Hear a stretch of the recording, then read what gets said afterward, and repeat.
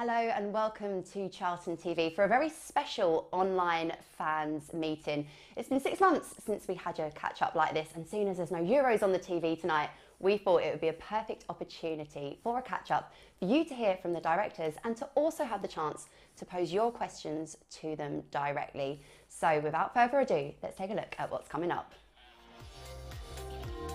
We'll speak to the club's Managing Director James Rodwell about all things football ahead of what we all hope will be an exciting season for the Addicts. We'll hear from new Chief Executive Officer Charlie Mevin and Non-Executive Director Gavin Carter about the vision for the club nearly a year into the ownership of Global Football Partners. And most importantly, we will be hearing from you with your opportunity to ask your questions to members of the club's board. We would absolutely love it if you would get involved in tonight's show. As I mentioned, you can get in contact with us here in the studio. All you need to do is reach out via WhatsApp, send your questions through, and later on this evening, when I'm joined by Charlie and Gavin, I will ask those questions directly to the board. But for now, I'm delighted to say that I have the Managing Director, James Rodwell, alongside me.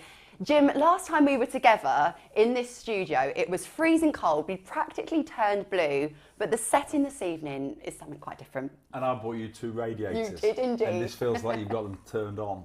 It's so hot in here. All day I've been dreading this. Not to see you, Charlotte.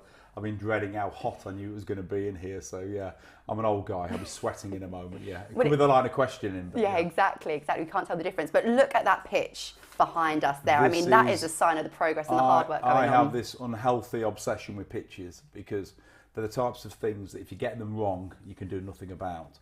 And that is my absolute pride and joy at the moment. Our new hybrid pitch growing. It's getting its first cut tomorrow. Feels like sending my first child off to school, but yeah, really excited about it. And not only the pitch here, obviously there's been a huge investment at the training ground. We've done I would say 9 pitches, but 2 of them are artificial.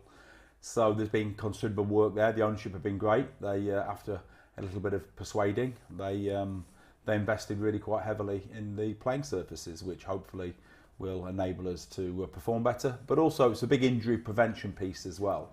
Our medical department, our performance department, we're very keen to emphasise the difference that having really good quality pitches can actually make on injury prevention, which was a big important factor for us. On the subject of the training ground, it was great to see the boys return today. What was the mood like at Sparrows Lane earlier? Well, they're all delighted, aren't they? It's like the first day back at school. Footballers look younger to me now, every particularly, but they're all there, new kit on, everything's shiny.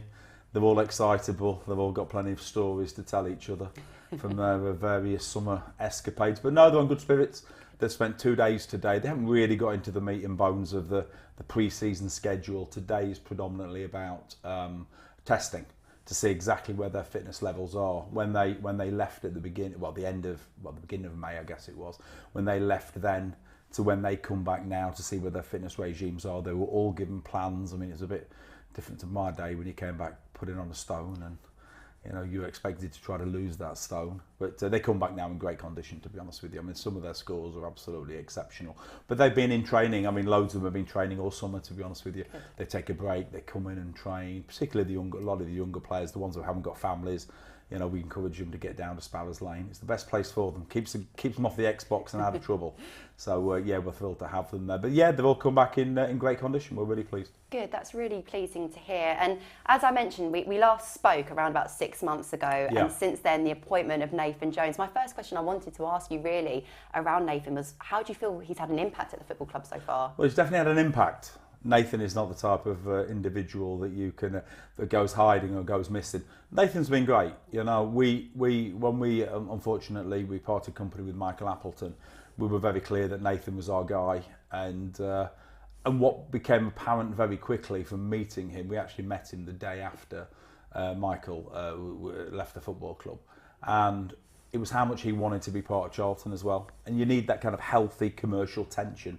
It shouldn't be about us saying, Nathan, please be our manager. It wasn't about that. It was a really healthy tension. He wanted to do it. That came through loud and clear. He understands the football club. He'd been here previously. He actually met his wife in Greenwich, and he understands what this football club stands for and what it's capable of. And he desperately wanted to be able to help us, drive progress. And that's what he's done.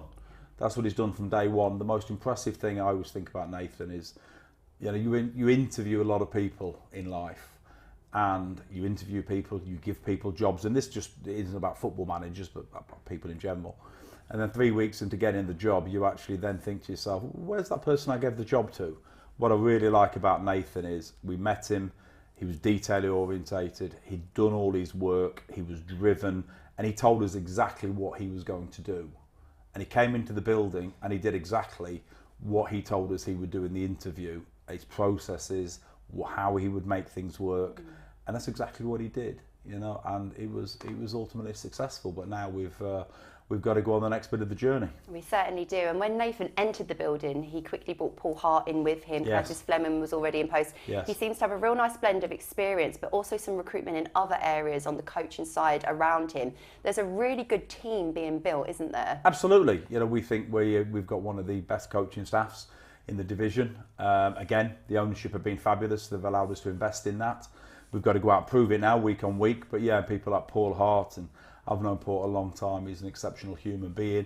Curtis was here, but it's fascinating to see how Curtis and Nathan and how that dynamic has worked. But anybody that knows Curtis, Curtis is an experienced guy. He's worked with top managers. He's incredibly well respected. And when you see him work and the quality of his work, you understand why. And then obviously on the performance side, Dr. Will has joined us, who's made a huge impact at the football club. James Brain is a development coach. All these people have come in to be part of what we're trying to do. And an awful lot of that has been driven obviously by Andy Scott. Andy's driven that on behalf of the football club and really pulled together an excellent team. Shall we get onto the subject of recruitment? Because it is the season of recruitment. How Indeed. pleased have you been with the signings that the club has been able to attract, and how are talks going with those that we still got our eye very much on? It's every year, we say this every year, it's been a challenging summer. It doesn't get any easier. Everybody wants to do business early. You're talking to footballers that are on holiday, on beaches, all expecting to Alex Ferguson to come out of retirement and give them a job at Man United. There is not always a great sense of reality at the beginning of the window. There were lots of conversations, lots of hard work, lots of banging your head against a brick wall, lots of unrealistic demands at times. But then as it gets closer to pre-season, realism starts to kick in. Players want to know where they're going to be playing football. And then you manage to slowly but surely get some deals over the line. So yeah, we're absolutely thrilled with the players that we brought in to date. We brought in obviously a goalkeeper who's going to challenge for the #1 spot. Really excited about Alex Mitchell. I think the fans are going to like our new left-sided defender who's going to put some real pressure on Thierry Small, in Josh Edwards. He's a big boy. He's a big, powerful looking guy. And then of course Luke Berry. We're all thrilled to have Luke here. And but we're not stopping there. There's going to be ins and outs for sure. That's just the nature of the thing. We've got to get some more players in. There'll be players leaving, which is inevitable. So yeah, there's an awful lot of moving the pieces around the board to do yet. Nathan all wants it done and dusted by today, but unfortunately, that's never going to happen for any football club at the moment. So yeah, it's just an ongoing process. I think Nathan said that he still wants to get 5 through the door. Can you reveal sort of what positions in the picture that are the highest priority left of that business to do? Well, your highest priority is always, I always say your highest priority is at the top of the pitch. Spend all your money on centre forwards because they ultimately determine where you finish. We need to, I think we'll probably, there might be some more movement in the goalkeeper area.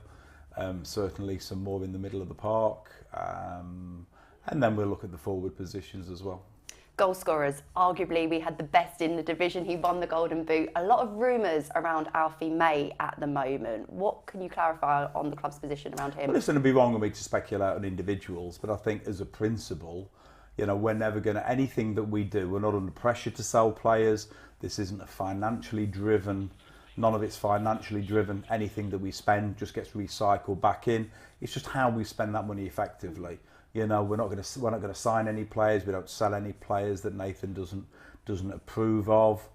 We have a very collegiate way of coming to these decisions. And what we've got to make sure that we do is when we come out of this transfer window on the 1st of September, we've got to be stronger as a squad than when we went into it. And we've got to do that in every single window. Nathan's very, very keen to point that out on a daily basis. We have to evolve, we have to get better, we have to make tough decisions. There are lots of things at stake when you're buying players, when you're selling players. You know, it's not just about what we as a football club want. You can't just hold people to a football club. You've got a contract. You have to. It just doesn't work like that. These guys are human beings, so we have to be mindful of that as well. But anything that we do, we'll do it in the best interest of the football club. We're not the ownership, but don't put us under any pressure to sell players. And any money that we bring in will get recycled in players that we truly believe can take us forwards. So on that note then, because I think as much as Nathan has emphasised recruitment and getting players in the door, he's also said he needs to trim his squad, that it was a big squad last year. So how does that sort of balance and negotiation work as well? For sure, it's difficult. You know, we're tied into the League One SCMP regulations, a type of financial fair play. So we have to look to balance the books as well. But that just makes perfect fiscal sense, because if players aren't playing here, they need to go and play somewhere else. So indeed, you know, getting players out of the football club or players leaving is often even more difficult than bringing them in. So, but yeah, there'll be some comings and goings for sure. It's going to be busy between now and the end of August, that is a fact. I'm sure it will be. One thing I wanted to touch upon was, I think many have observed under this new ownership, you've tied down some young, exciting players to long-term contracts. Has that always been kind of part of the strategy to keep the young talent and to kind of, I think Nathan used a phrase, didn't he, kind of spring upwards, those upward-facing players? Well, it's great news, isn't it? You know, one of the things that appealed to us about Nathan was his absolute intention. Lots of people say it. He wants to work with young players. He wants to improve players. That's what Nathan does best. Nathan is absolute best on the grass. That's where he's at his happiest. That's where he does his best work. And we're blessed with the array of talent that comes out of the academy. But we would be crazy not to utilise that. That plays a massive part of our squad building. You know, we're incredibly excited about it. And these young players will get better. All of them next season. Karoy will be better. You know, Nathan will be better. They will all improve. They will all grow. You know, Miles now, we saw the videos of Miles last week at St George's Park. That's really heartening. You know, Miles is incredibly important to this football club. I mean, the reality is that, you know, we probably couldn't go out and sign a player as good as the potential in Miles. So we're really excited about that. It's great to see him back around the place smiling again. So we're hoping to have him back relatively soon. He's almost going to feel like a new signing to Nathan. I bet he can't wait for the opportunity to work with Miles. He will be. He'll be exactly that.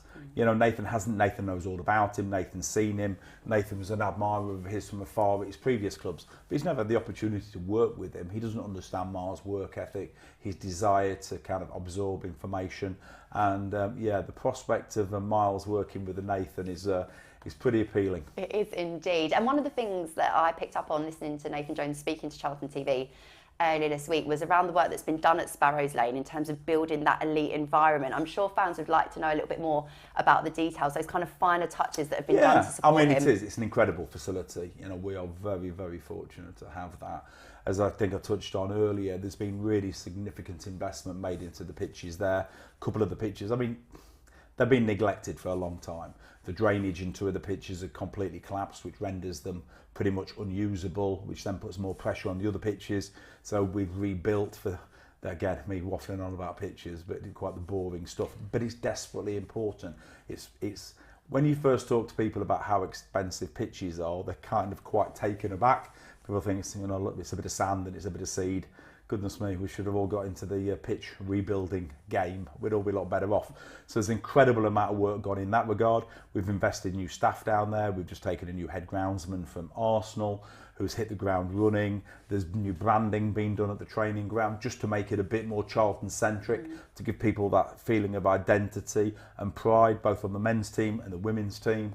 There's new gym equipment. The gyms are all getting fitted out, the men's, the academy and the women's, so they've all got shiny new gym equipment to work with, so hopefully that encourages them to stay in there. So there's loads of stuff going on, new personnel, the canteen in there has been changed around to make things more functional, but so it's just getting that kind of blend really of, you want it to be nice and pleasant, but we are a League One football club, and a bit of hunger and a bit of, you've got to have something to strive for.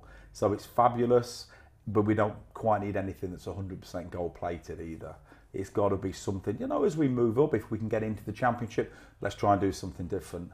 And then if we can get into the Premier League, we'll build them a swimming pool and an on-site Nicky Beach for the guys, but it's a long way away yet. So at the moment, it's a really good, we're really proud of it, really functional environment. So what are the realistic aims for the upcoming season? We've got to try and get promoted. I don't think anybody's going to shy away from that. Nathan talks about that, we all talk about that. You know what, we spend money on the pitches and the training facility, and if I'm sat here saying to you that we've got to improve the squad, which I think everybody would accept, we've got to have a right good go at it. Yeah. That's the reality. I don't think anybody last season is sat here saying, you know, that was acceptable, that's what we want to do. You know, we don't want another season like that. We want to give the games, we want to win games of football, we want to get people excited here. You know, we're going to have this slick, wonderful playing surface that's fit for the Premier League. We need to see some good, decent, you know, and Nathan talks about it, dynamic, aggressive, high intensity football. And we've got to win. It's professional football. All the things we talk about, professional football is about winning and losing. All the other things are important, but it's about winning and losing. Well, look, we're getting plenty of questions coming through on WhatsApp. Keep them coming, please. Jim, I have a question here from David asking why it wasn't possible to keep hold of George Dobson. George was fabulous at this football club. And do you know, I knew George before I came here. We worked together at Sunderland for a short time.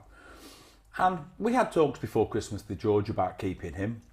And George, like all footballers, he kept his options open. And we couldn't quite reach an agreement, which is not unusual at all. And George was offered an opportunity to go and play in Hungary. It's a wonderful opportunity, really good football club. It's an adventure. And, you know, George ultimately took the decision that that's where he wanted to go and play his football. I tell you why George absolutely went up in my estimation. And I spoke to him after the last game of the season. The way he conducted himself and the way he knuckled down after he'd made that decision, I thought was just exemplary. Yeah. I thought he showed what kind of guy that he is. And I made a point of seeing him after the last game and said, listen, you are always welcome here at Charlton. You know, he was always somebody that I thought a lot of, but I just thought the way he conducted himself sort of from February onwards was really, really top drawer. But, you know, he'd signed an agreement with the football club. That's completely his right, and we have to respect that. And it's a shame, you know. We move on, but George is always welcome here. He really proved his merit. He was a great servant to the football club and an exemplary captain as well, really wasn't he? We mentioned earlier about signing young, exciting players and the January business, and the impact of Thierry Small perhaps encapsulates that. I have had Mickey here ask, is there any news on Thierry's contract and whether we've been able to extend it? Well, not really. We exercised the option to sign Thierry, and those talks are just ongoing. There's no pressure to do anything at the moment, but of course, we'd love Thierry to extend his stay beyond this season, so, you know, let's see what happens. But he's got to be on his mettle. He's got to get in the team. Pasha, I'm sure Josh Edwards will have something to say about that, so let's wait and see. Brilliant question in from Mike here. He asks, are we shopping in Waitrose or Poundland when it comes to our transfer activity? I mean, from the signings so far. Do you know what? Both. Both. I like to go to Waitrose when I'm feeling flush, but I don't mind a bit of Poundland as well. You find some real value in Poundland, so we've got no problem with that whatsoever. So it depends how we're feeling on any given day. So both is the answer to that. Jim, there was an update earlier from the football club about the board, the structure, and obviously your side of it is very football operations heavy. And we've had a question in from George, and it feels most appropriate to ask you this. When it comes to the style of play, what can we expect this season? Well, I think that's dictated to an awful lot by Nathan. I think he's come out and said it. Look at Nathan Jones' teams. I mean, they speak for themselves. I think it's going to be about high energy, intensive. What word does Nathan use all the time? Aggressive, front foot football. Let's take games to people. Let's take games to people. Let's make it a fortress down here. I'm not scared of anybody in the division. Let's take the games to them. We've got to be, what's his word? I'm plagiarising on Nathan. Bold. Bold. I like that, bold. He talks about playing, like I said, I won't influence the way that we play football. He will, which is very reassuring for the supporters, I'm sure. But that's what we're going to do. We need to see some real aggressive front foot football, and that's what he's talking about, being bold. And when you look at how competitive League One is going to be next season, exciting, that's probably, it's so exciting. It's going to be competitive, and to stamp that authority early on is going to be really important. We've had a few questions in from Henry, Steve and Michael all around recruitment, and when we spoke back in January, I thought it was really insightful how you explained that when you took ownership of the football club, it was a little bit later than you would have liked. It affected the summer of business. What lessons have been learned around recruitment since you have taken ownership Well, of the it's really club? about how we put those processes in place, and we've made some great appointments in that regard as well. We now have I forget all the job titles, it's all incredibly clever now. We have now effectively a new, would you call him a chief scout, head of recruitment. So Alistair heads that up for us, he's incredibly well regarded. We've got some more data analysts working with him, we've got data scientists working with us now. We've got somebody working a little bit further afield that I worked with previously that Andy brought in, which I thought was a really smart move. So we've started to create our own department. I mean, football's interesting. Everybody's working off data, but it's always kind of the same data, and it's how you interpret that. And sometimes you've got to watch a lot of football. So we just think we're better positioned this window, and we'll be better positioned in January. These things take a little bit of time. But the appointments we've made in that particular area of recruitment are really, really exciting. And I'm sure we'll do something in and around that. I'll probably get Andy to come and have a chat with you about that. That would be about really what interesting. recruitment really looks like. Because I think it's one of these things for a lot of supporters. It's a bit like alchemy, isn't it? But it's probably the most important thing that we do. Because ultimately, the guys who go on the grass, there's a lot of important people at this football club. And certainly there's the supporters as well. But, you know, when those guys, 11 guys, cross the white line, it's down to them. Well, it's a fascinating subject because, like you say, you read a lot, particularly in the Premier League and global networks of analysis and data, but I don't imagine much beats going out and watching players with your own eyes. And there are so many rich networks from the non-league game throughout the whole football pyramid to search for the talent. Exactly that. It's funny because every game now is pretty much scouted. You know, our guys are watching, you know, we're talking to somebody at the moment about potentially taking a player from Jamaica, which would be very exciting if we can get that over the line. But there are very few secrets anymore. It's just how you interpret that data. Somebody sees something that other people don't. And, you know, we're trying to form this, you know, we've got 6 or 7 really good young players in the team. We have to bring in some experience in the team, people like Luke Berry that have been there, done it. One of the things I think we lacked a little bit last season was our game management. You know, we conceded a lot of goals late on where, I was going to say a rude word there, but a lot of games we drop points late on. We've got to stop that happening, and sometimes you've got to be a bit smarter, a bit cruder, and our game management's got to be better. And effectively, we're trying to get some of these older dogs to teach some of these young pups really good habits. So it's incredibly important that the senior players, the Luke Berries of this world, are players that can, you know, bring along our younger players. Character is so important, and having the honour of sitting in this studio alongside Alan Kirbishley, and he talks about his player recruitment more often or not. You want to sit in front of that individual, look him in the eye and say, are you up for this challenge? Never change. Yeah. We have not signed a player that Nathan hasn't met. He was incredibly busy, particularly at the early point when the season finished. I mean, the amount of Zooms he did, the amount of travelling around the country, every single player that we've signed and players that haven't come to us, and Nathan at times has gone, I'm not sure about him, I don't fancy him, I'm not sure that his character is quite right. Every single one, he's met them, he's looked at the whites in their eyes, he's asked them what they want to achieve, how we can help them and what they're going to do for us. So it's desperately important. Never change it. The game has changed for whatever anybody tells you. The principles haven't changed since Curbs was leading the team. People might tell you differently. Yeah. It hasn't. It's still the same game. A few supporters have gotten in touch asking who will be the captain next season. Do you know what? I don't know. No, but it's a great opportunity, hey? Won't be my decision. I think I would hazard a guess, but it would be wrong of me to do that. But now let's see. It won't be. It's a huge opportunity, isn't it, for between someone? Nathan and the players, yeah. I think he's got an idea, but that would be for him. Charlie asks where you see Charlton finishing next season, and it kind of links into a follow-up from Michael, asking if League One will be more difficult next season with the teams coming up and down, because as we mentioned earlier, it's incredibly exciting, but there is some real quality and some big hitters. But you know, people talk about how much money Birmingham are spending. I don't know how true that is or isn't. And Huddersfield coming down. It can be incredibly difficult for teams getting relegated. We saw that at Sunderland. Some teams have bounced back immediately. Some like Sheffield United took a lot longer. I think Derby were down a couple of years or so. It's going to be really, but it's exciting. It's really exciting. I can't wait for League One this season. I could do with the holiday first, but I can't wait for. Yeah, but listen, we're a big team. Yeah, we are a big team. People want to come to the Valley. People want to beat us.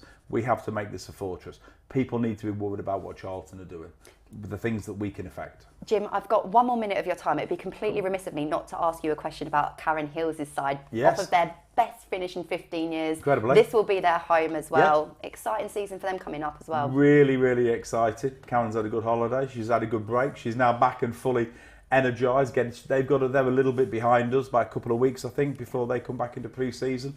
But no, I'm really looking forward to them really making the Valley their home. So I'd encourage people to come down here and watch, what is great football. I think the Women's Championship is going to be interesting this season. I think Newcastle are going to be really competitive.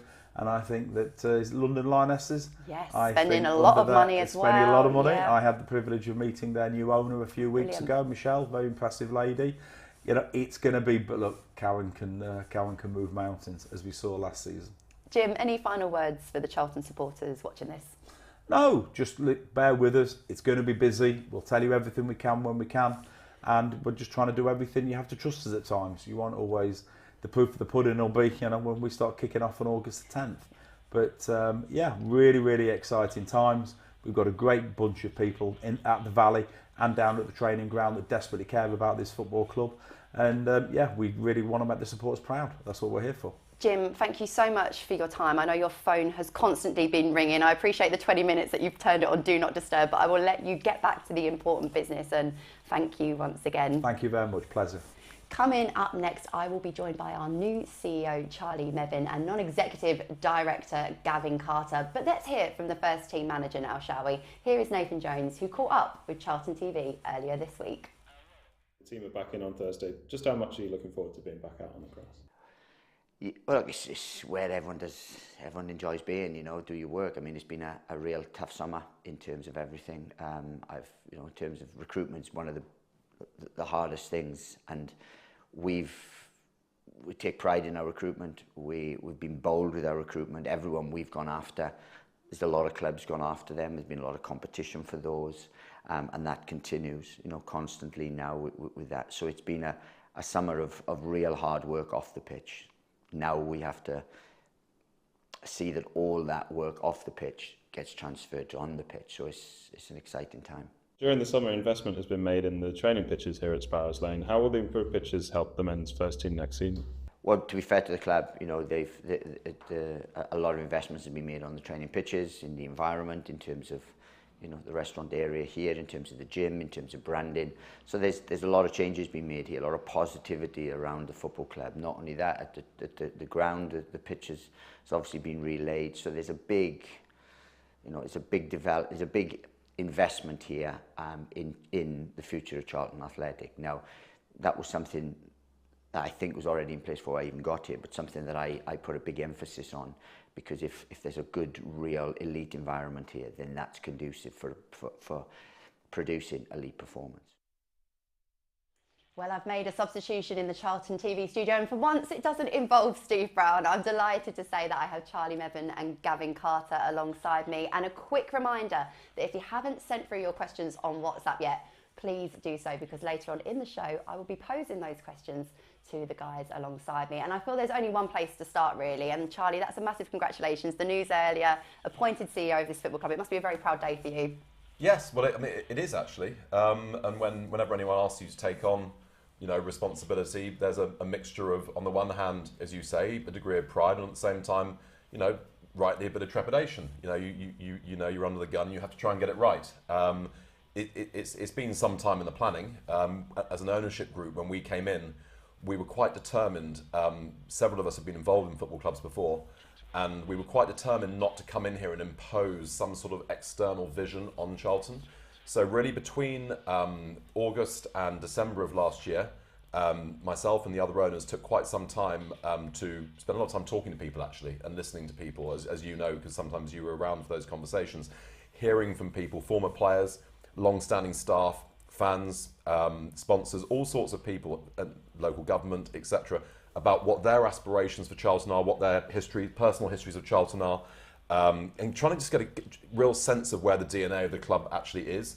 I'm not a great believer that you can sort of somehow change the DNA of the club. What you can do sometimes is understand it, optimise the bits that are going to really make a big difference, and perhaps some of the bits that you might want to sort of gently tweak, sort of try and sort of find out ways of doing that sensitively. So that those 4 or 5 months are very important. And then really from January onwards, it's been a question of putting in place and starting to execute the plan that we all had for the club. And ultimately, in the end, that landed up with, you know, the other owners saying to me, right, okay, we now know what we want to do as an ownership group. You know, you need to be the guy on the ground and make sure that plan gets executed. Gavin, great to have you back in the studio as well. 6 months ago, we hosted this online meeting, and I think it went down really well with supporters, the chance to hear from you guys directly. Probably worth reminding everyone as well that you're a lifelong addict, you support this club. How have the last 6 months been for you, from January to June, a new manager, lots of new faces coming through the door in the summer transfer window as well? Yeah, time goes quick, doesn't it? I mean, look, when I was sitting here in January, it was a concern. Things weren't going to plan on the pitch. I mean, there's no doubt about it. Things weren't going to plan. There was a lot of frustration, I think. I, as a fan, frustrated, but really delighted that we were able to get Nathan in. You know, top class manager. He knows exactly what he wants here, and I think immediately we saw that. I was at the first game, Reading. He literally walked in the door, I think, 48 hours before. But from after that Reading game, you know, everything got better and better. I think it's difficult finishing off a season. So I think when we got safe, it was difficult to keep that momentum going. But from what I've seen, he hasn't stopped. He went from the off season straight into, or finishing the season straight into the off season, interviewing. I mean, he's interviewed so many players. I mean, in all my time in football, I've just never seen a manager work as hard as he does. Yeah, I've just never seen anyone with that level of energy and intensity. And I've been at clubs where there've been some quite high-profile managers who've all had good work ethics, but not the same as Nathan. And I think it's that, and a mixture of that and the leadership, just the willingness to take responsibility. You know, not to try and fudge things, not to try and give sort of half answers. You know, when he comes and tells the board, this is what we need, this is where we can do, he does it in a way that makes you as a board want to buy into it, want to support it, and that's leadership, you know. Yeah. And much as we all need to be leaders, there is a really successful club needs more than one leader, and you know, to have that person in the dugout who is willing to take on that leadership has been a real boost. Real authenticity there. Yeah. What you see down there on the sideline, he's like that in the boardroom. You know, he is an energetic, animated. A lot of authenticity. That's my biggest takeaway from getting to know Nathan. And I think all of us who speak to Nathan, whether it be in front of a camera or off of it, his love and passion for Charlton Athletic is huge, and the imprint from his first chapter with the football club and now his second. Gavin, back in January you did a really good presentation about the director's vision for the football club. I think it would be really useful just to do a brief reminder for people at home to listen to, and perhaps to give us a bit of your assessment as to how that work is going and the progress towards that vision. Yeah. I mean, we talk a lot about the stuff on the bit on the green stuff there, obviously, and you know, we all want to get promoted as quickly as possible. But in order to do that, we've got to make sure that everything else around the squad is good and top class and elite. So we've come out with a very clear vision statement where cohesion, community, sustainability, elite is very much at the centre of that, and we're building all parts of the club around that. So that looks at the structures of the boards, and we've been in discussions about setting up that advisory board that we've spoken about. In fact, we just had a board meeting where we discussed that again. We've been discussing how we can improve the infrastructure. We've obviously got a great infrastructure here, but making sure we don't rest on the laurels there. I know Jim's already spoken about the pitch, but safe standing going in here, it looks great behind us. You know, really building all aspects of the football club. As Charlie was just saying, the first 5 or 6 months was about learning. And look, we did catch a bit of a falling knife. Yeah. You know, stuff wasn't right in the commercial side, stuff wasn't right necessarily in the medical department, lots of different areas we had to evaluate. We've evaluated it. There's a lot of plans, and we spoke about some of those plans in January. There's more plans in place now, and it's about continuing to execute those plans, making sure we've got the best possible people in every single position in the club in order to keep driving us forwards. Supporters will be really encouraged to hear about planning, but Charlie, I haven't been here for a couple of months now, and I drove past the club shop, which looks like that's going to be something quite impressive, turned into the car park, which already looks completely different. Come and see the pitch. It's implementation phase now as well, isn't it? Yeah, I think when we came Deep into implementation as well. Yeah, as Gavin said, you know, it's one thing talking about it, you've actually got to go and do it. And we said when we came in, ultimately judge us on our actions, not on our words. And there have been a few words, I hope not as many as some ownerships of football clubs come up with, and they tend to be hostages to fortune. But what we said is we want to improve this club in every area on an ongoing basis. Now, that was said right at the start, and then the vision of what that actually looked like was put in place in December, and then the implementation of that has been happening since. So, you know, without talking about what's been happening on the pitch with Nathan, because that's Jim's prerogative, and he's been doing that with you already, off the pitch, where Paul, Elliot and Gavin give me, you know, a lot of support as people who've got an awful lot of experience in different areas of business and business life. You know, putting in place the safe standing and the work that goes on. It's not just a few builders going up there and bolting on a few things. The work that has to go on the safety groups, the safety advisory groups and all the advisors, etc. on that. Taking the club shop back in-house seems like a straightforward thing. The negotiation of stock transfers, working out exactly, you know, the payment systems that we're going to use and how we really up our game online in terms of e-tailing, etc. The work that's going on to create the fan zone, I'm really excited about. You know, and that's going to be an iterative process. You know, we'll start off with something which hopefully people will enjoy, but we hope over the course of the next year that will become something really, really impressive. We've got, you know, significant plans for making this place a really attractive place for young people to come. I mean, I've spotted just in all the football conferences I go to, there's a big opportunity for Londoners aged between 16 and 30, because effectively with Premier League grounds running at 99.4% capacity and prices being on average 60 to 70 pounds per ticket, for young people in London, the opportunity to watch live football is really, really limited. And here we are in central London with our own railway station and 10,000 empty seats, right? So there's a huge opportunity there, which we're now working on with the University of Greenwich and their marketing department. And, you know, indeed, we've seconded someone from our marketing department to work on that project specifically. So there's just a huge amount of stuff going on, and it's really exciting. You know, a lot of people say who don't work in the industry, you know, in May and June, well, you must be having, you know, time for you to go on your holidays. Actually, for those of us who don't work on the football side of the club, May and June and July are your busiest time of the year, because when you think about it, in football clubs, you book 75% of your revenue up front: season ticket sales, corporate sponsorships, seasonal hospitality, all your media rights and that stuff. That's all basically organised before the start of the season. So actually, for those of us on the more commercial side of the club, this is a really, really busy time of year, but it's you know, really energising as well. And you know that the great thing about it is you can't lose any football matches. So unless you're following the Euros at the moment. Well, we'll that's true. We'll put that to one side. Haven't for now. lost yet though. No, exactly.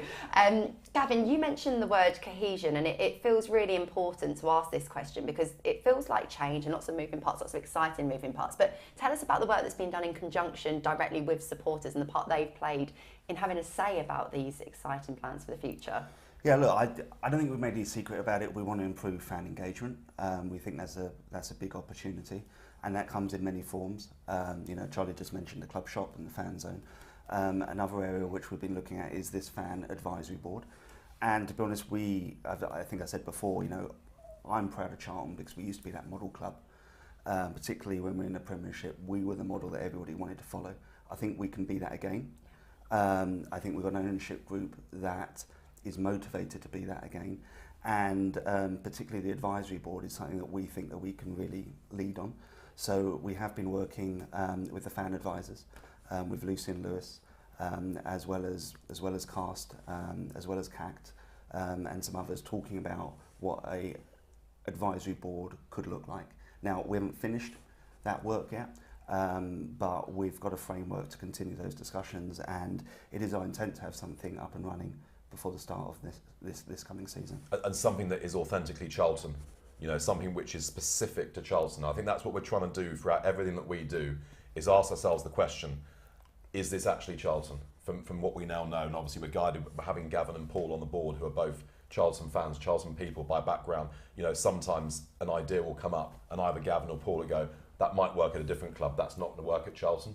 So we've got obviously fan engagement at board level, hopefully a growing relationship with Cast and other fan groups, but we're under no illusions that that has to now be stepped up to a more structured form of engagement, so that actually sort of the sort of democratization of it enables the fans' aspirations, thoughts and concerns, in fact, and you know, concerns are part of this whole thing, are able to be fed through and dealt with in hopefully like a really open and transparent way. You know, it's our strong beliefs and we've got nothing to hide here, right? You know, our owners are here for the long run, they are well funded, they've got only the best intentions, So we've got nothing to hide. So why not engage with people and answer their questions honestly? Absolutely. In 10 minutes' time, we are going to be joined by Richard and Lewis from the Charlton Athletic Supporters Trust, and a fan advisor is Lewis's role as well. So it'd be really good to hear from them. We're getting plenty of questions through from WhatsApp, and I am going to get through all of them, I promise. But I just wanted to ask you, Charlie, we've hit the 7,000 mark, I believe, on season tickets sold, which is a marker that surpasses last season. So that's really, really pleasing. How satisfied are you with that? Yeah, no, it's great. Look, I think actually it's 7,200. And it's growing day by day.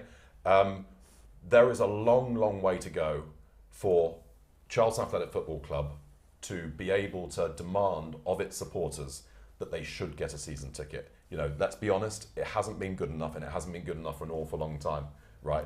And I include the first 5 months of our tenure within that description. So what we've got to focus on is getting better and better at what we do, getting clearer and clearer about why we're doing it, and then along the way explaining how the club will benefit by having more people in the stadium. Now that's partially re-engagement with our fan base, but it's also reaching out to potential new fans as well, because I think, you know, the really committed Charlton fans I have met and speak to, they want to see the place full. They want to see the place full, and they understand that is going to mean reaching out to our local communities here in South East London. We've got one of the top 3 or 4 catchment areas of any football club in the country. About 1 million people have Charlton as their local football club. Currently, nowhere near enough of those people feel that Charlton is their club for all sorts of different reasons. It's very young and it's quite a transient population. So from the marketing perspective, there's a huge amount to be done. From the fan engagement perspective, there's a huge amount to be done. But while we go about all that work, the fact that 7,200 people have already put their faith in it and have made that declaration is something that I'm immensely grateful for. It's amazing. And even watching the recent player interviews, I think all 4 of our new signings said one of the things that attracted them here was our massive fan base. And I just have to tell you a quick story. I was in Madrid about 2 months ago, maybe less than that, I don't know, it's been a weird summer, but you see all the Madrid shirts. I didn't see an Arsenal shirt, I didn't see a Manchester United shirt, Man City. The only English shirt I saw out there was a Charlton Athletic shirt, which just shows we're massive. Everywhere we go, we can expect to see a Charlton supporter. And it's about building that connection, Gavin, isn't it? It's about building that pride and getting this place packed again, because Brownie and Curb say it all the time. When this place is rocking, there's no harder place to come and play football. We all know it as fans as well, don't we? When we're in this stadium, and we all say it, this is, a lot of League One clubs come here, it's their cup final, yeah. They walk out there, they see the stadium. As far as I'm concerned, it's one of the best stadiums in the league, if not the best in the league. And yet, we have to make it intimidating. And when it is intimidating in here, you know, it does lift the players. We've all seen it as fans. So, you know, Curbs and Brownie will remind us of that, but we know what it's like. And a fan myself, you know, I want to be coming here because I want the atmosphere as much as watching the play. Because I can sit at home, watch it on TV, but I want to come here for the atmosphere and stuff. And, you know, that's what we've got to get to. And, yeah, results on the pitch obviously help, but we have a big part to play in that. It's our home, and I think we mentioned it in January as well. We want it to be officially our home. Mike, David and many others are asking about an update with regards to purchasing the Valley and Sparrows Lane. So, look, this is a really difficult, thorny topic, and it is for any club that does not own its own stadium, or at least the vast majority of them.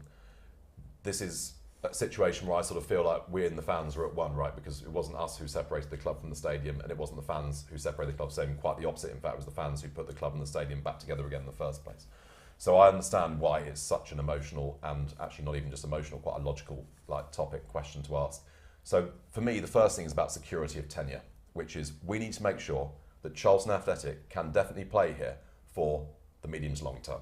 Right, now, whether that means a purchase, which would be great, or whether it means a much longer lease, which would be fine, doesn't matter. There are some rather successful clubs like Manchester City that don't own their own stadium, and some people up the road at what used to be the Olympic Stadium as well, etc. It's not absolutely essential to actually own the place, but there is a challenge with having a only short to medium term lease. That is a challenge, because effectively, you know, when we're looking at significant investment in the stadium, effectively, you're spending money on somebody else's house who could then, you know, potentially turn around the end of it and say, well, I'm going to charge you more because you've made all these improvements. That's just one problem. But I think, you know, it is a significant topic. You know, at ownership and at board level, there have been discussions on an ongoing basis with the landlord outlining the club's aspirations to make sure that the Valley remains the long-term home of Charlton Athletic. Those conversations are, I think, commercially sensitive and wouldn't benefit from constant public running commentary, but they have been initial, I would say, fruitful conversations. It's not meeting a brick wall. There is a conversation, and it's a conversation that we will pursue with all of our vigour and all of our might, because just like the fans, we want to make sure that this club plays in this fantastic stadium as long as it possibly can. Yeah, thank you for that, Charlie. I'm sure supporters again can understand the sensitivities around the issue as well. Gavin, is there anything you wanted to add from your perspective in terms of purchase of the Valley in Sparrows Lane? No, look, I think Charlie hit the nail on the head there. I mean, a very honest and transparent answer from Charlie there. I think, you know, it's positive. It's not easy, but you know, and as I've said to Charlie and Jim and other owners that didn't know Charlton before, I have told them about specialist places because it was the fans that got us back here. Yeah. And it is it is different to a lot of other clubs because, you know, we had the Valley, we lost the Valley, we won it back, and therefore it forms an incredibly important part of our heritage. It's also a terrific stadium. I mean, that's the truth. You know, if I look at like my sort of home club, Oxford, who lost its original stadium and have now been in this other place for the last 20 years, and you think, well, okay, losing that stadium, would that be the worst thing in the world? It's a bit of a dump, you know, not really. Losing the Valley would be a tragedy, not for Charlton, but just for football in general. It's one of the great arenas. And I don't see any prospect of that happening. The local government have been very clear about that, and so have the local MPs, etc. So it really is a question of that conversation. It's a question of that conversation, having it in the right way, in a respectful way, which enables that conversation to end up at the right outcome, rather than going and throwing the crockery around and making a scene. Let's move on now to some of your questions. A quick reminder that you can get in touch with us here in the Charlton TV studio via WhatsApp. The number is coming up on your screens. Graham says, well done to the club on safe standing. Can we expect more spaces to be added? Just over 1,000 places have been installed. Yes, if it's successful, yes. You know, I grew up standing on terracing.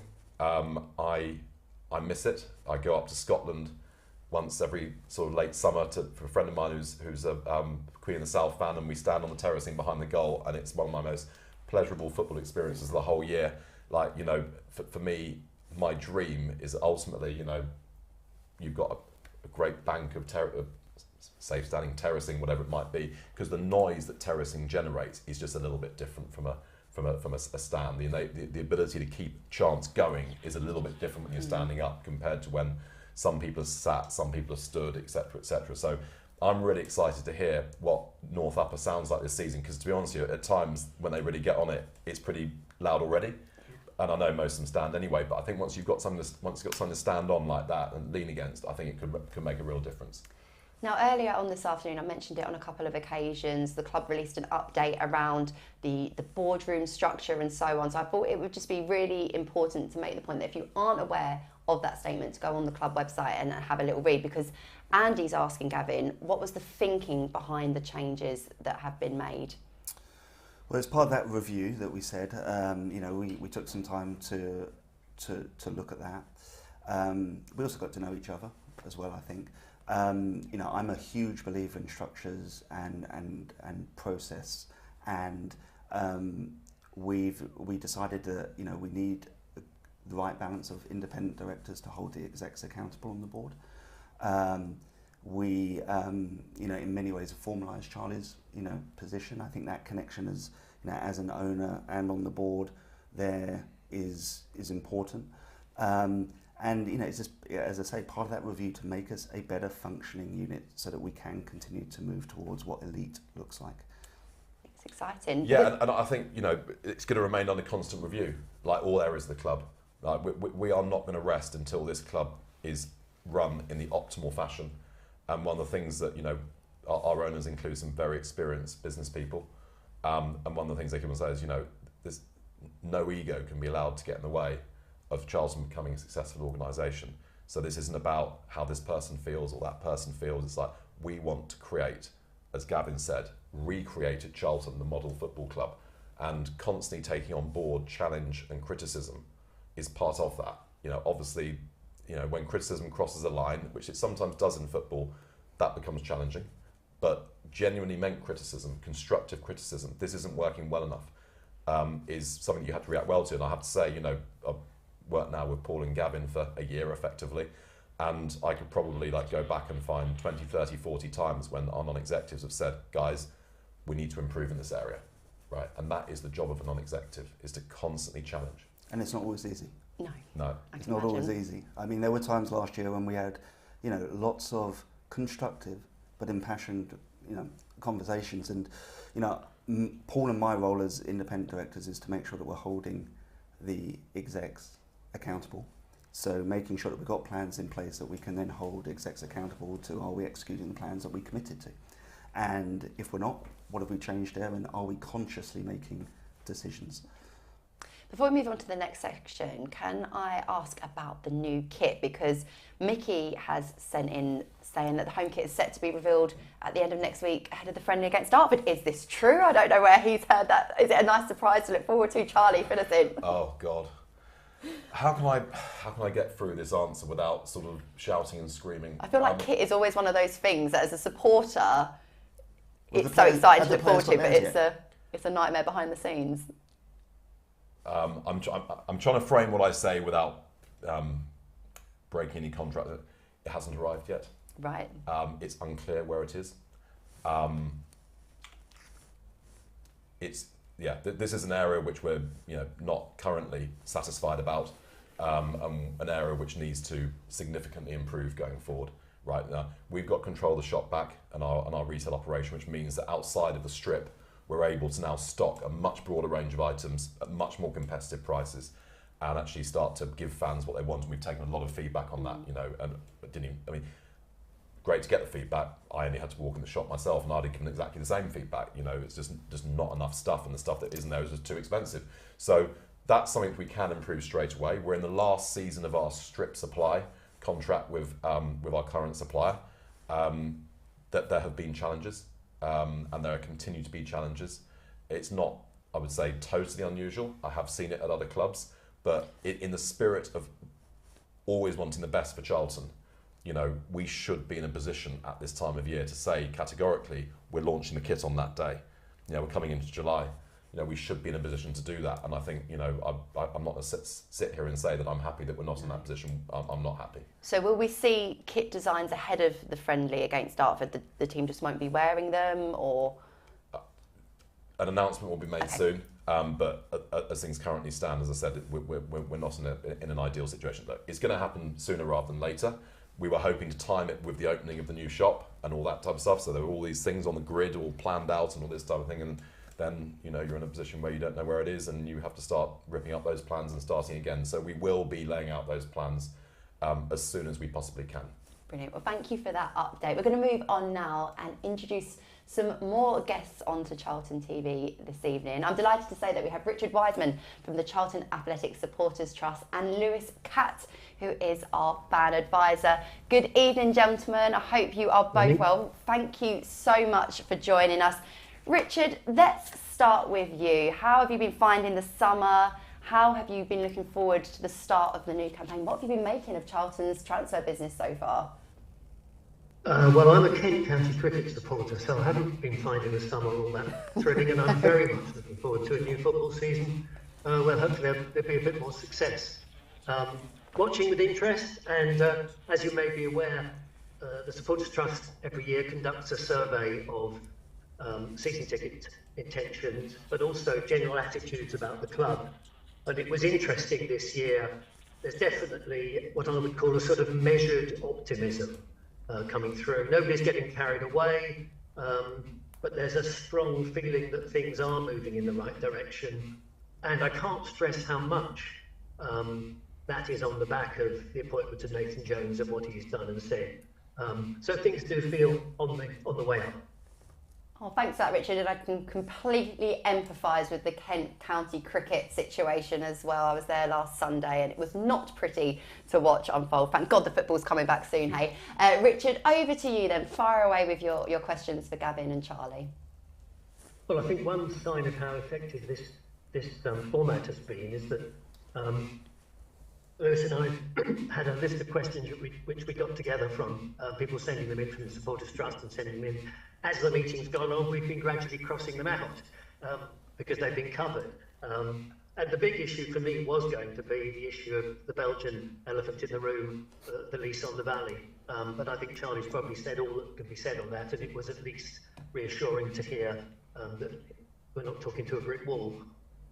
So I guess the question that perhaps is the most important that's come from one of the Trust members is about the Sky deal. This is from Andrew, and he's concerned about the changing kickoffs and the fact there'll be a lot more evening games will have a detrimental effect on attendances, which of course has a knock-on effect with atmosphere. We're talking about filling all those seats, and a lot of them inevitably won't be taken up on a cold November night if the game is on Sky. What are the feelings of the directors about this? Is there anything you can do? And is the financial compensation at least, going to make it worthwhile?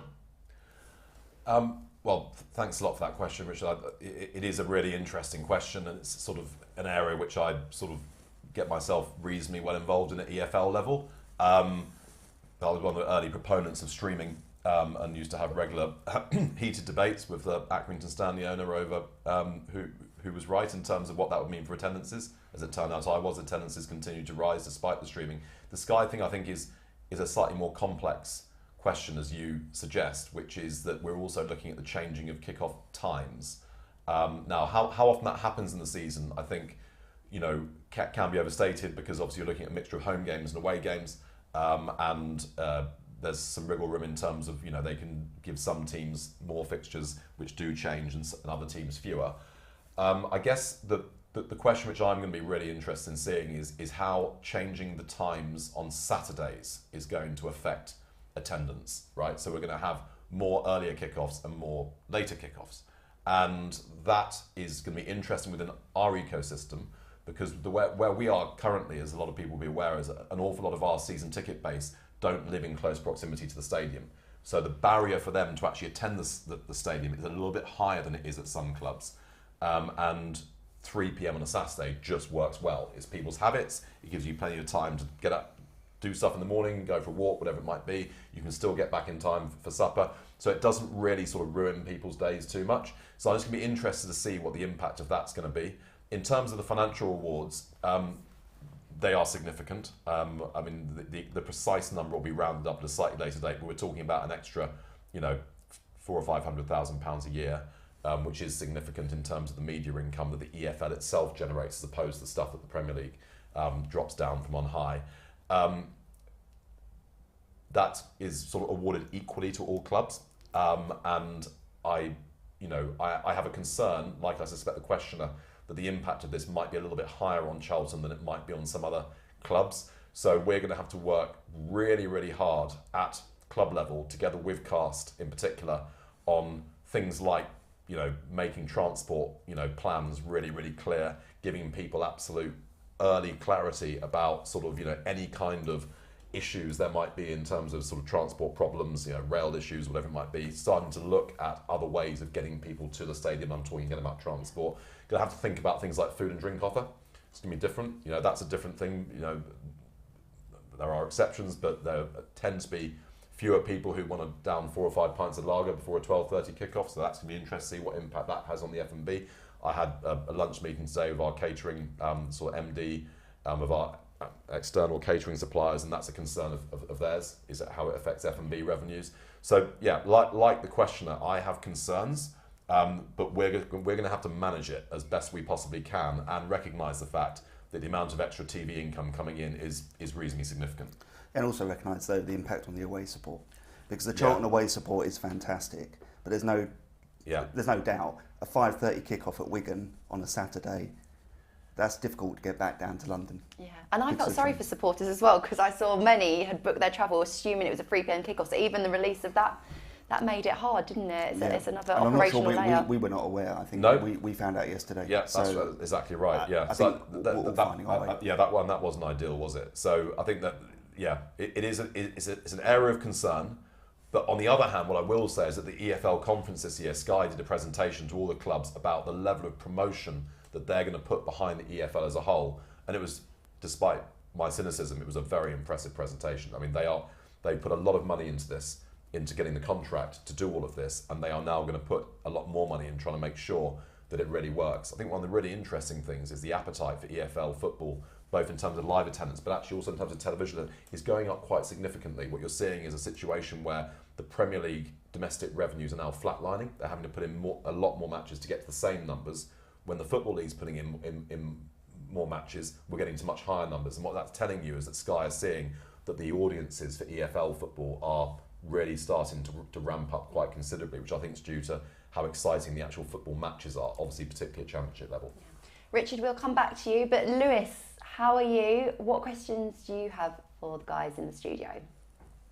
Yeah, good evening everyone. Thanks for your time. I think it's been a really good meeting so far, which as Richard's already alluded to, a lot of the questions we had written down have been covered off, but one of the repeat themes I've had through is over improvement of match day experience at the Valley for supporters, which has been covered in some ways with the introduction of safe standing, the introduction of the youth zone. What other plans have the club got to improve the overall match day experience for supporters, given maybe now that there's such a lack of local businesses, pubs have closed down, and there's not many options really for fans within Charlton as the area. You usually have to venture into London or into Greenwich to have a beer and stuff, unless you go to the Valley, which probably hasn't been the most attractive place to have a beer over the last few years. So are the club looking at making it a more attractive place for supporters to go before the game to try and maximise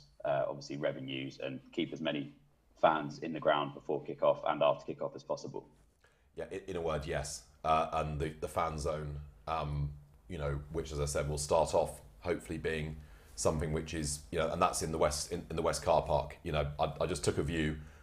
By the standards of London clubs, we've got some pretty big car parks.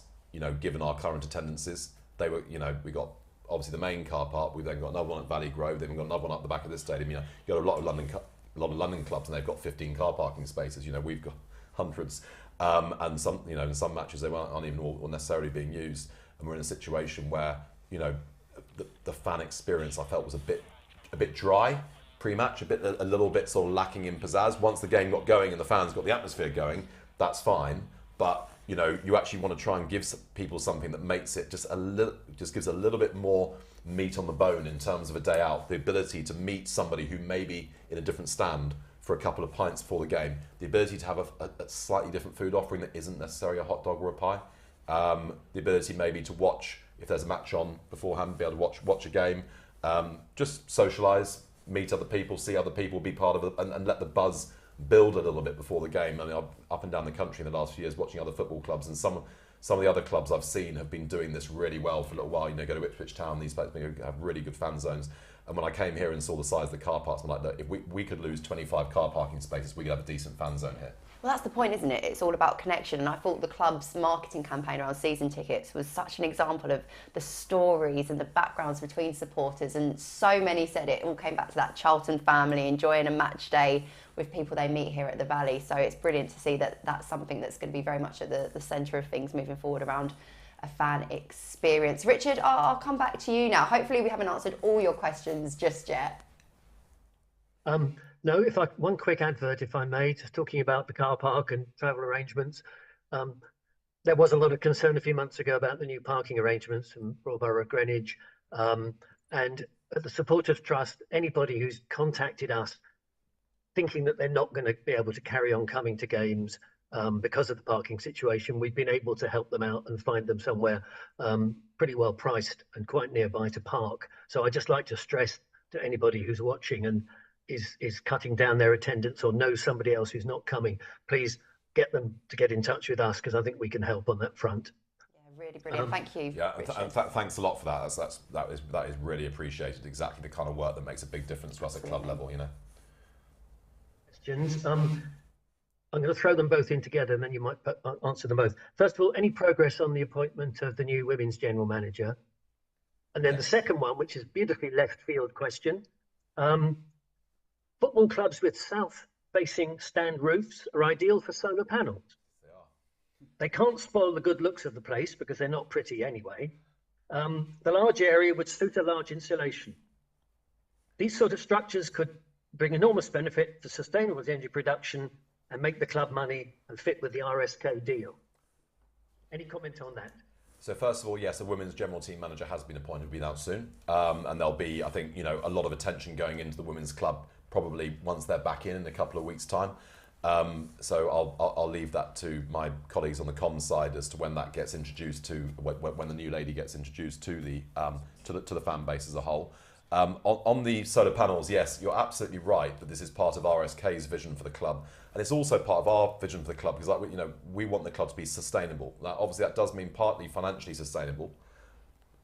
Come on to what that means at a subsequent point if anyone wants, but also it means very much environmentally sustainable. Back to what Gavin says about us going back to being regarded Charlton as the model club. Well, in this day and age, that means you need to be absolutely, on your marks when it comes to both EDI and ESG. If you're lagging behind in those areas right now, a lot of sponsors won't even touch you. And that goes above it. It's also just a great opportunity to reduce our energy bills in the medium to long term as well. So we had a meeting last week, which was the start of our Green Action Committee with RSK. RSK have given us sort of, an intermediary from their organisation who's going to deal between RSK's various business units and Charlton in terms of how to make the club as sustainable as it possibly can be. And I'm really looking forward to engaging both with RSK and also with the Supporters Trust in terms of any ideas that anyone has as to how we can get better in this area. I think there's a real opportunity for us here to become, with RSK, a model for how effectively an older stadium can be retrofitted to become more sustainable. Because of course it's one thing if, like Forest Green, you're building a stadium from scratch to be sustainable, but it's another thing turning up and inheriting a stadium that has been built to a different spec and a different age with different ideas, etc. And it's just a really interesting puzzle as to how you make that stadium more sustainable. So it's a project that's going to be going on throughout this season with RSK. And one which really look forward to sort of opening the books on that really to the fan base, and anyone who's got any other ideas will be really welcome. It also speaks to the point that there's opportunities to work with our commercial partners more. Yeah. And I think that's like when we came in, we were surprised it wasn't already happening. To be fair, it's taken us a while to get this in place. But whether it's RSK, whether it's the University of Greenwich or others, the people that are our commercial partners, they care about the club. And they want to contribute as well. It's that community aspect of it as well. So working with RSK on sustainability is an obvious one, but there's other areas which we can work with commercial partners. Yeah, like we're working with the University of Greenwich on the new youth stand. That's a very close partnership, and there's another very close partnership between the University of Greenwich and our academy as well, where there's a lot of sort of sharing of staff across the two organisations, because that's where their sports science campus is, up at the training ground as well. So Gavin's right. I think if I was being honest with you, RSK would probably say that we were sort of 2 or 3 months late on really getting this programming gear.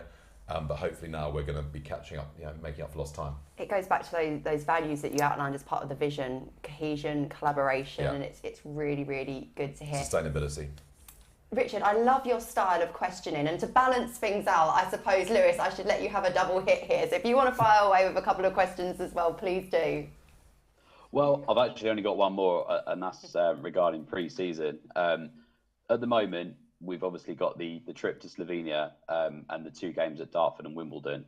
A few fans have aired a little bit of frustration over the invite for attendance to Slovenia being left a little bit late, meaning they can't book the time off to attend that. With that being the case, are we expecting to see any more pre-season fixtures announced? And will we be seeing one at the Valley, or will that be off the cards due to the pitch obviously going through its renovation? Will it be ready in time for a pre-season friendly, or will we be holding out for the first home game against Bolton? So first of all, I think I sort of just offer a bit of an apology on the sort of the lack of packaging up of the Slovenia tour as an opportunity. It was sort of almost like it was a decision made on the professional football side of the club that wasn't necessarily communicated into the rest of the club. No one on that side thought it should be, and I probably should have asked the question. By the time I did ask the question, I was like, oh right, well, what would that mean for fans? Is like, are there going to be any matches out there? Well, we might play one match, etc. So it wasn't really done in a way that was particularly conducive for for fans to really enjoy it, albeit, you know, Nathan's since been sort of messianic in his desire to explain the great beauty of that area, and it would be a wonderful place for people to go, etc. So I think that's a lesson learned for future years. So I think it's a great opportunity for fans and the sort of members of the playing staff to come together in slightly relaxed surroundings, and sometimes some really good relationships can get forged in those moments, which help the club become a bit more cohesive going forward, and that type of stuff. So I think that's that. What was the other question? Friendlies. Yeah, about the other friendlies. So We've got yeah, Wimbledon and more Dartford friendlies to be confirmed. announced. Yeah, more friendlies to be announced, and we are hoping yes, to have a home friendly at the Valley before the start of the season, because Depends obviously how it grows. yeah, it does. Yeah, it depends how Well, it's looking good. this weather's How, ideal. I was yeah. going to say, but how has it been with the weather recently? Because we had such a long period of rain, and now this like heat wave going on. Well, Is it conducive to? since they put the seed down here, it's been really warm, and you know it's growing like topsy. So you know But it had its first cut today. it did. Yeah. So fingers crossed it is going to be. So yeah, A ton of pigeons though on it earlier. yeah, the bloody pigeons nicking all the seeds. So it's Yeah, going to it cost a put a lot more fortune. Do you know what's so Pigeons. funny? I get the sense from both of you, but also Jim as well, that you have now all become so fanatical about grass. I sense that you might even have your WhatsApp group. Is it just constant updates of the grass? Lots of pictures of the grass. Have you seen what it looks like today? But in answer to Lewis's question, we are hoping to have a home friendly. Yes. Any timescales on when potential other friendlies might get announced so supporters can? I think pretty soon. That's what Yeah, I I think so. I mean, I have to admit, I looked at the programme and I did think, you know, it's up to Nathan to devise the pre-season programme that he believes is going to get his team into the place that it wants to be for the start of the season. As a punter, which when it comes to watching football, I am a punter.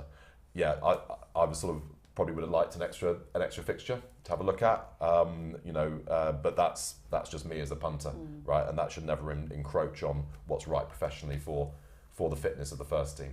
Lewis, I hope that answers your question for now. Did you have any follow-ups at all, or anything else you'd like to ask Charlie and Gavin, either of you? No, nothing from me. Just thanks again for your time, guys. No, thanks a lot. Cheers, guys. Just briefly on the youth zone in I think it's in the northwest quadrant, which seems to be a very good deal for young people. Is there much take up of that, and there plans for more promotion of it? The answer is we're just about to start the campaign on that with UOG. There have been quite intensive meetings on that this week. We see that as a real like medium-term project, Richard. As you know, it was an idea that grew out of CAST, and that's a really good example of how fruitful that relationship is being, like really positive ideas coming out of it, whether it be helping fans to park or whether it be coming up with an idea for a youth stand. So we're sort of trying to structure it like a real medium to long-term commitment with UOG, so that the plans we put in place aren't just flicking out a few press releases and saying roll up, because that's not going to work. We have to get into the hearts and minds of young people that this is going to be a really fun place to come and watch football. And that area of the ground has been chosen quite deliberately because it's next to, let's say, the most vocal part of our support, which young people often want to be part of the atmosphere, but it's also the bit which is right down by the tunnel.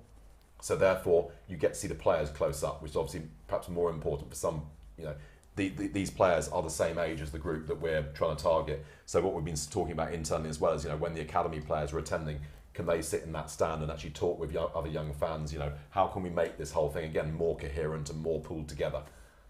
Brilliant stuff. Well, Richard, Lewis, thank you so much for your time. Thank you for those really fantastic questions as well. We look forward to seeing you at the first pre-season friendly against Dartford. Thank you. Cheers, Charlotte. Thank you. Just a reminder, if you're watching at home, you can get in contact. You can pose your question. I've got the club's CEO and non-executive director alongside me. It's a wonderful opportunity. Get in contact via WhatsApp. We've already had some more questions coming through whilst we've been having that chat with the guys there.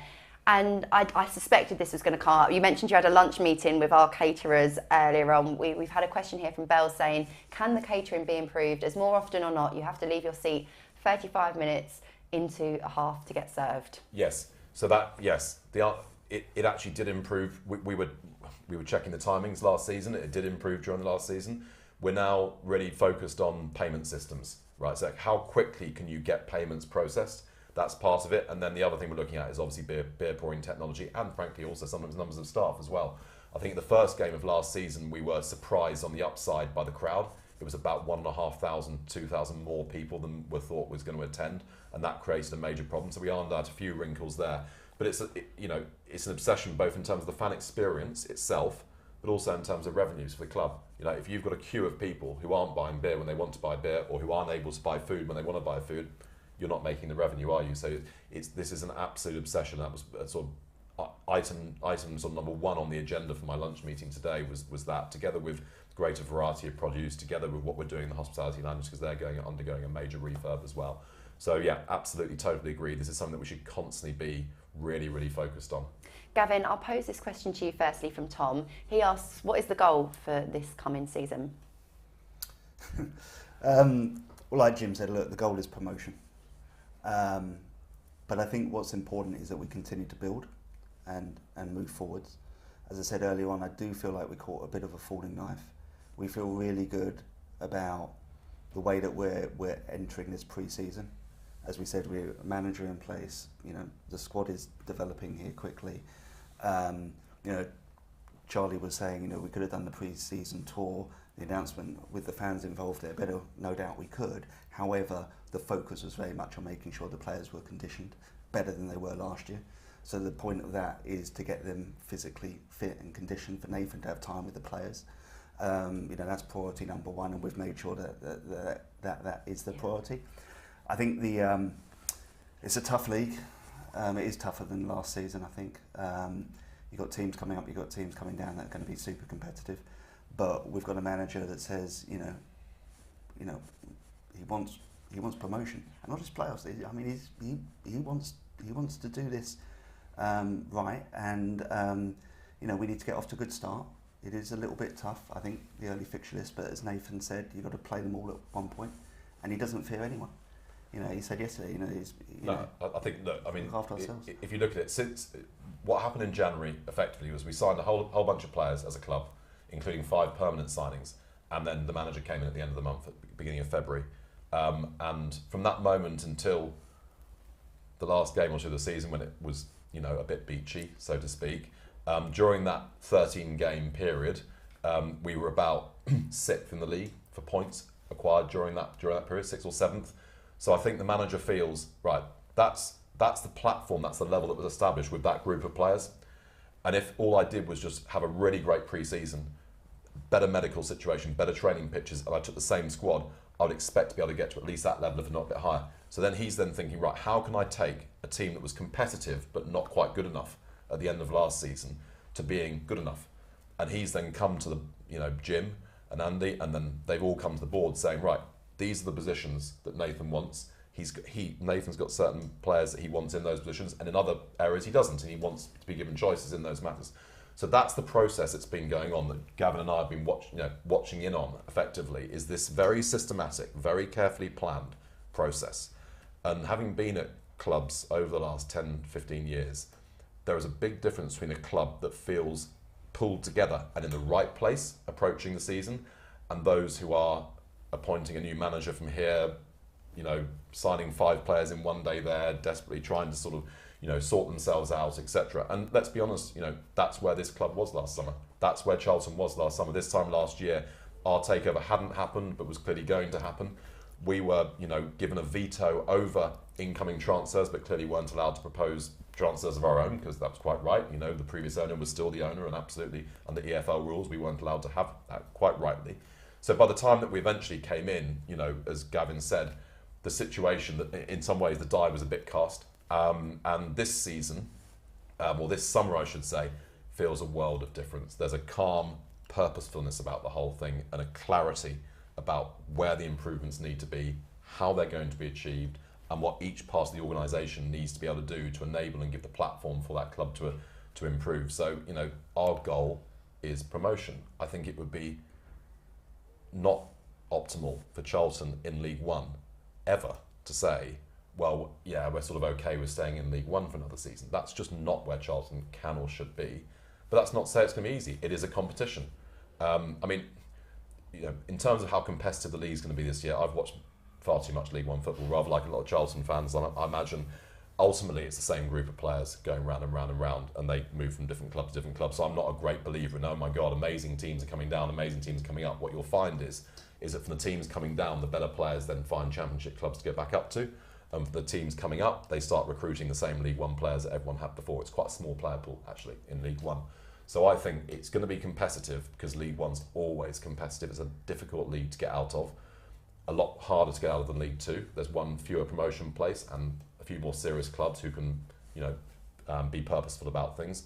But it's not as difficult as getting out of the Championship. It's somewhere in between. And the clubs that are pulled together and sort themselves out and get things right and are all in it together right from the start, like Portsmouth were last season, for instance, they're the ones ultimately who tend to end up having the success. It's really eye-opening to hear about the levels of details that are going into the pre-season preparation, because I can recall interviewing Nathan after our final game here at the Valley, and I think he said something to me like, there is no summer for me, like as of tomorrow pretty much I'm on the phone, and that's really important, isn't it? Because you can ill afford to make a poor start, and arguably perhaps, our poor start to the season last campaign set a bit of a tone. So it is really important to try and get off to a really, I'll use that word, front-footed start to the season. Points at the start of the season are worth the same as points at the end of the season. And I think there tends to be, sometimes some clubs almost say, well, if we got a bit of a slow start, we've still got plenty of time to catch up.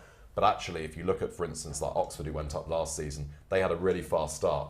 Between the end of their fast start and the end of the season, they actually didn't do all that great. But they got off to such a fast start, I think that they won 5 of their first 6 matches, including against us. And that then gave them that buffer that others in the end couldn't quite catch to. The start of the season is a really, really important time. And there are going to be other teams who are not as sorted out as hopefully we will be. And we've got to try and make that count. And that's what Nathan's doing.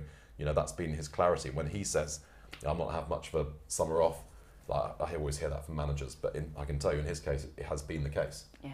It really has been the case. We can ill afford to have players kind of chasing that match fitness and conditioning into the season, can we? So it's going to be really important. Yeah. And no, I think that's the case. I remember literally, I think the day after we took over last year was that pre-season friendly against Aberdeen here at the Valley, and we sort of looked out on the pitch after about 50 minutes, and it was very plain that our squad in fitness terms was a little bit behind where Aberdeen's was, and that sort of gave you a bit of pause for thought at the time, saying, crikey, okay, this could be quite tough here if we're not quite a week before the start of the season, if we're not ready to actually really finish games yet, that could be a really tough one. I've really enjoyed seeing the club's social media posts, like watching the boys and how that conditioning works, and even the medicals that the players have to undergo. It's fascinating. So I'm sure we'll see plenty more of that over the next few weeks. Perhaps the most important question of the evening thus far comes from Harry, and he asks if we can improve the brands of beer at the Valley. No. No. Well, maybe. So effectively we have a beer supply contract, with Asahi.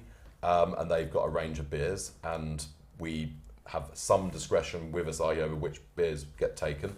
Obviously, part of Asahi is Greenwich Meantime, which hitherto was the local beer, albeit they've now moved out of the area, but they're still called Greenwich Meantime. And there has been a bit of a partnership there with Greenwich Meantime to produce specific beers like we had last season.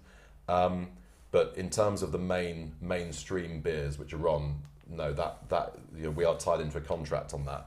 And of course, the problem with beer is not everyone likes the same beers. I've never particularly liked Carling, for instance, but lots of football grounds have Carling. But I actually find the beers we have here to be okay. So I'm really sorry, Harry. But perhaps we can have a chat in advance of the next pouring contract signing and see what fans actually want. Because ultimately, you want to have drink here that people want to drink. Yeah. Gavin, Zach asks if it is possible for more murals like the one at the station to happen around the round. Yeah, I'd imagine so. I think that's great, and the murals, behind the West Stand and stuff. I think, I think we have an improving relationship now with the local council after a little bit of, perhaps it used to be so strong, and then there's deterioration over a number of years. But I think that we are working on that. I know the car parking, that forced a lot of conversations, between the council. But yeah, I can't see why we can't have more. I think it's important because the Valley's amazing in so many ways, but being in the Valley is actually it's hidden from view from the local population. And I think if we're going to engage with the local population, I think there needs to be more of a sense when you're in the borough of Greenwich, and in fact one of the other local boroughs, that this is Charlton territory. So whether it be murals in proximity to the stadium or else some other signage elsewhere in our locality, which actually starts to put a bit of a marker down, saying this is Charlton turf here. This is us. I think that's something that has been raised at board meetings recently. We are approaching the full-time whistle here in the Charlton TV studio, but a quick reminder, if you want to send through any final questions, the number to do so will pop up on your screen. Simon asks if there are any marketing plans aimed at Northwest College in Dartford in addition to the University of Greenwich. Well, I guess the answer to that is no, but we should definitely. There will be now. There will be now, exactly. And actually, fun enough, we had Dartford Council in a couple of weeks ago to try and establish closer links between the club and Dartford as a town, because it's actually a very large and growing town, which is probably of the size where it could almost sustain a league club itself. And that conversation is sort of, I'd say, at stage 1 or stage 2, and they started laying out the various different constituent elements of Dartford that we would need to communicate with, and they were also obviously very interested about what Charlton could do for Dartford as well, in terms of what our community trust could do down there, in terms of what we could do to help the local football club down there, in terms of perhaps encouraging some of our supporters to go there on Charlton away days, etc. So the Dartford area is something that is absolutely squarely in our sights as being that absolutely should be Charlton territory. So I'm sure, and I hope, and it certainly will be now, that will be swept up as part of that plan. Good stuff. And what I really like, I know this is only our second sort of online meeting like this, is it opens up that dialogue, and we've had a message come through here, a few people asking if we can get hot water in the toilets that don't have them. So again, this might be the first time you've heard it might be not, but a concern there flagged by supporters, which I'm sure will be taken away. Absolutely will note that, yes. Brilliant. Thank you.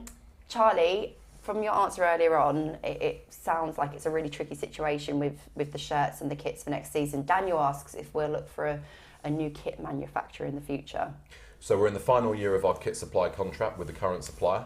At some point in the relatively near future, we're in a position to open conversations with both that supplier and other suppliers about what happens from next season onwards. These things actually have to get agreed quite a long time in advance. It's like, we would need to be making that decision by September, October at the absolute latest. And also having to be thinking about who would be our shirt sponsor for the following season and beyond as well. So that is something which is going to be happening behind the scenes, in coming weeks and months.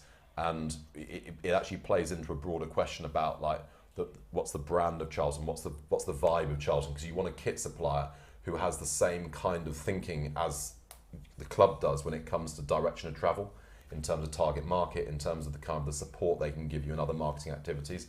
And to me, it's quite clear that some kit suppliers fit better with in a City London style vibe than others, and that's something that we're going to be looking at quite carefully in the coming weeks and months. That's a really big decision that's going to be upon us soon. Alex asks if the club would consider opening up a stake in the club to fans. This is something which I've actually been a passionate advocate in the past. I'll ask Gav this in a moment, because I was originally a founding committee member of Supporters Trust back in the day when that was absolutely a stated objective of all Supporters Trust, which I think it still formally is, but in some ways it's been a little bit soft-soaped. My observation is that actually some of the clubs that have actually been run by Supporters Trust in recent years have been extremely successful. Like Exeter is an outstandingly well-run club. I mean, really well-run club. And you go down there, they've got everything absolutely spot on. So I think this old snobbery that the football industry's had, that fans can't run things, is just absolute rubbish. Some of the people in the Charlton fan base have got more business experience than I'll ever have, and they could make a huge contribution. The question really is always around how does it work, right? Because basically football clubs lose money. So it means that every summer, the board of Charlton Athletic Football Club comes to me and my fellow owners and say, we might need you to put a bit of money in right now, right? And if you don't, by the way, your shareholding in the club is going to get diluted, right? And that's how it works. So the question's always been, once fans, a group of fans, whatever it might be, have made that initial purchase of shares, are they then in a position to then carry on funding the club to that same level of that percentage of shareholding on an ongoing basis? And if not, what happens to that shareholding? Now, I have seen ways around that. You can safeguard a certain segment here and say that has a different class of share, etc. I mean, this is something that you'll have seen in companies that you've been involved with. Yeah, I mean, I think there would be ways in which you could do it, but a lot of complexity, a lot of administration, probably a lot of time would be spent on that. And to be honest, and perhaps it's different for me because I am an investor in the club, but to be honest, I want their time spent on getting us up the leagues and making us the best possible football club, particularly out there on the pitch. And that's the sort of stuff where I think we have to get the right balance of where does the management time go, because they work incredibly hard, but there's a lot to do running a football club as it is.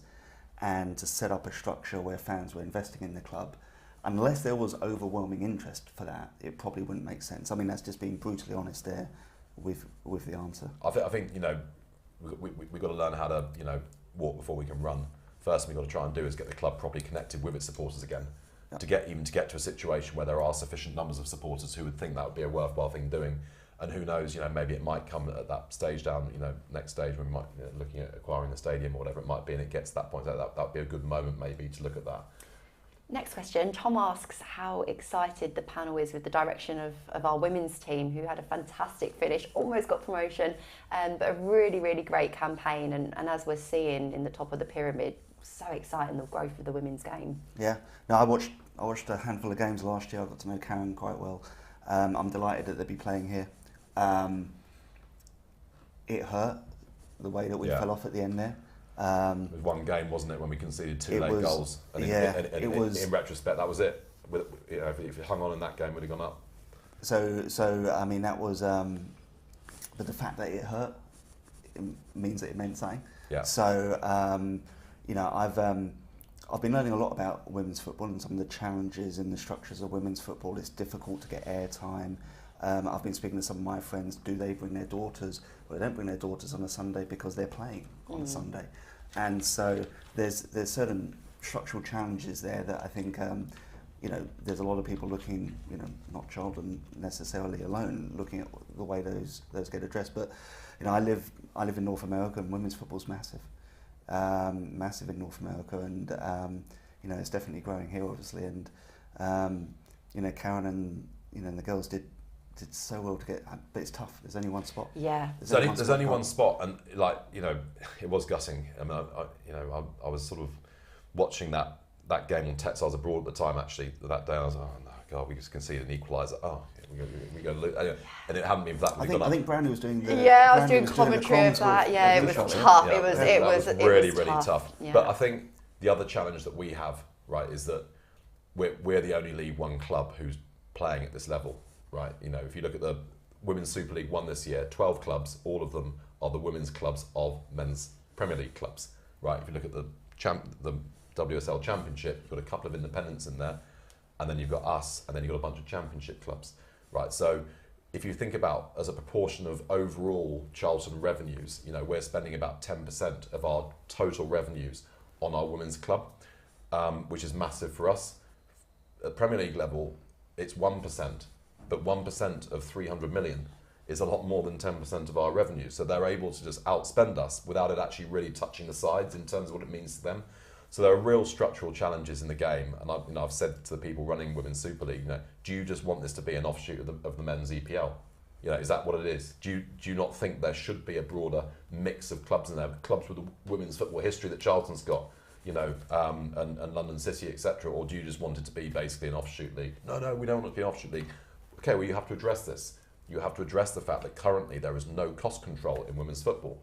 So, you know, a club like Man City can just come along on Chelsea and say, well, I'm going to spend £7 million a year on it, which obviously is not realistic for us as a club where we're at the moment. So, as Gavin said, there's a lot of discussions going on behind the scenes in the women's football world about how to try and seize this opportunity, this exciting opportunity that you talk about, and actually grow something which has its own integrity and its own excitement about it, rather than sort of just trying to diminish it into being a Premier League offshoot. Yeah, it is exciting though that this is going to be the Charlton women's team home next season. No, it's going to be great. It will be brilliant, and to marry up again that sort of all-encompassing weekend experience of being able to come down to the Valley. It's going to be great. Everything that you've been it's so true. Like, so, about. You know, for the last year, when, you know, I've been commuting from Oxfordshire and it's been difficult. But now I'm moving to South East London, moving back to South East London in a few weeks' time, and I'm really looking forward to just getting on my bike on a Sundays and just coming down and watching the women. Yeah. You know, it's just really looking forward to it.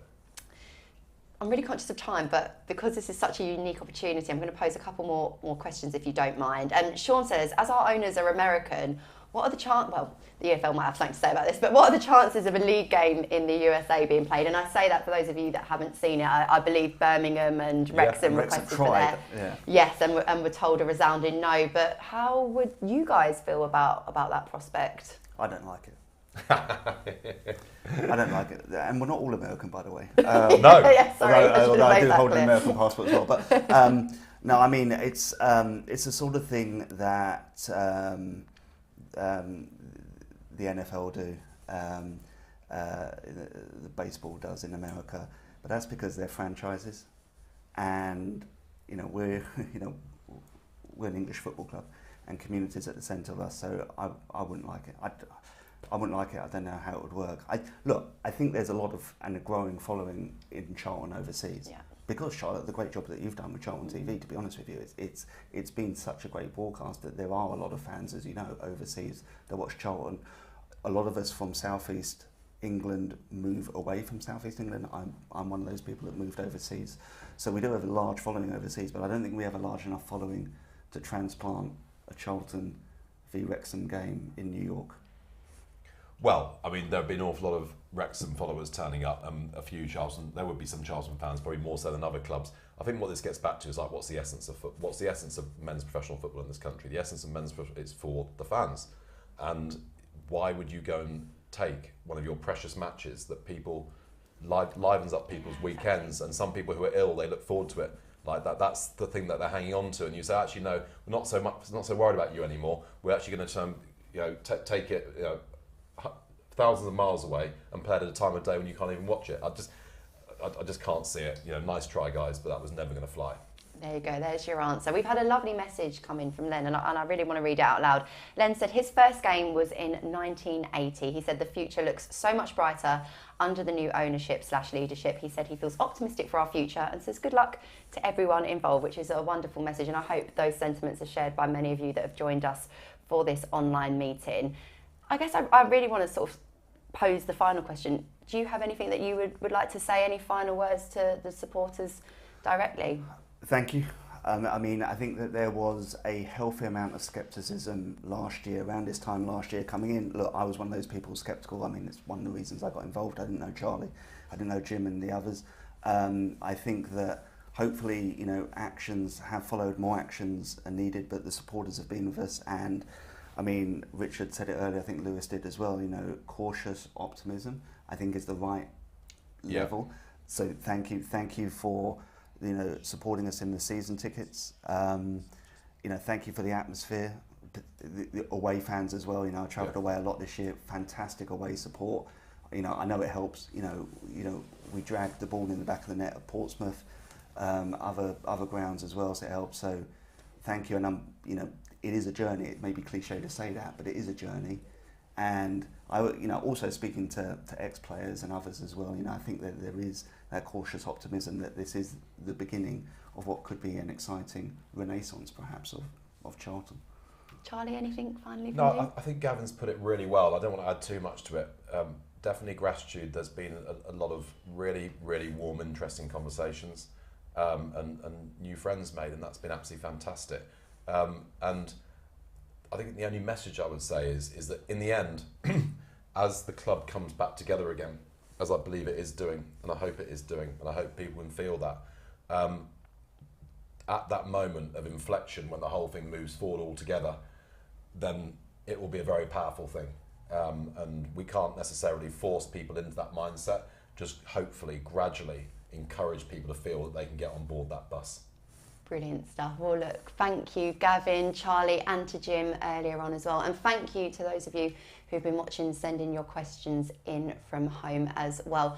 A quick reminder, we've spoken about it this evening, about the broadcasting rules changing, which means that we can no longer stream games in the UK. But if you follow Charlton abroad and in the USA, we will be carrying on our streaming services, and you can purchase your pass for next season right now. And Charlton TV isn't going anywhere either. There is a brand new monthly show starting, which will be hosted by Scott Minto alongside Alan Kirbishley and Steve Brown for Charlton TV subscribers to enjoy. That first episode is dropping in August.